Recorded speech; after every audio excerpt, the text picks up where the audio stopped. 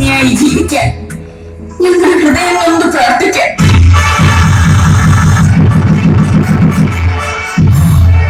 എത്തിത്തുടങ്ങി.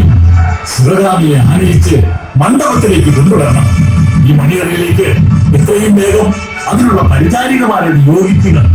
അഷ്ടമംഗലത്തോടെ വേണം മധുവിനെ വിവാഹ പന്തലിലേക്ക് ആനയിക്കാൻ. അവരെത്തുമ്പോ നീ എന്നോടൊപ്പം വേണം. അവരെ സ്വീകരിക്കാൻ ഭുവനേശ്വരൻ തയ്യാറെടുക്കുകയാണ്.